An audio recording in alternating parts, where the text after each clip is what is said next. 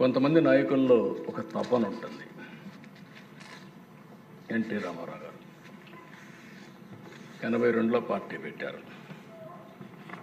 Party పెట్టినప్పుడు దిశ ఆయన మహనీయుల యొక్క స్ఫూర్తిని తీసుకొని ఎప్పుడు కూడా పేద పక్షాల ప్రతినిధిగా ఉండాలి, సామాజిక న్యాయం చేయాలి అని అనునిత్యం పరితపించిన వ్యక్తి ఎన్టీ రామారావు గారు అని చెప్పి నేను మీకు తెలియజేస్తాను. అయితే దేశం మీరు కూడా మొట్టమొదటి నుంచి ఉన్నారు ఆయనతో. మీరు ఆయన ఆలోచన విధానాన్ని ఎప్పటికప్పుడు చూశారు. ఈ దేశంలో ఫస్ట్ టైం ఎస్సీలకు ఎస్టీలకు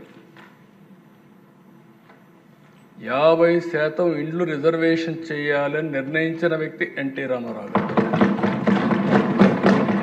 ఏదో పూరిల్లో ఉంటే అంత మునుపటి దేశ ఇల్లు అనేది ఒక 500 రూపాయలు ఇచ్చేవాడు. ఆ 500 రూపాయలు గుడిసేసేవాడు. ఆ గుడిసేస్తే ఎండొస్తే వర్షాలు వస్తే ఇంక మనకు తెలిసింది. అలాంటిది కాదు. ఈ పేదవాళ్ళు ఉండవలసిన స్థలం పర్మనెంట్ హౌస్ అని దేశంలో మొట్టమొదటిసారిగా శాశ్వత గృహ నిర్మాణాలు నిర్మించిన వ్యక్తి ఎన్టీ రామారావు.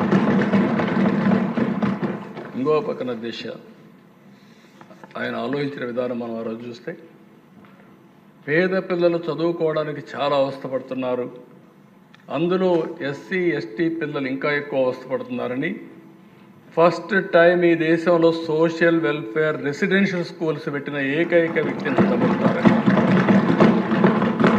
ఈరోజు 190 స్కూల్స్ ఉన్నాయి. ఈ 190 స్కూల్స్ అధ్యక్ష కార్పొరేటివ్ స్కూల్స్ అన్నీ టౌన్స్లో ఉంటాయి, 1 ఎకరా 2 ఎకరాల్లో ఉంటారండి. అలాంటిది 10 ఏకర్స్ ల్యాండ్, 10 ఎకరాలు 20 ఎకరాలు ల్యాండ్స్ ఇచ్చి బ్రహ్మాండమైన బిల్డింగ్లు కట్టి బెస్ట్ విద్యా వ్యవస్థకు శ్రీకారం చుట్టిన వ్యక్తి నందమూరి తారక రామారావు.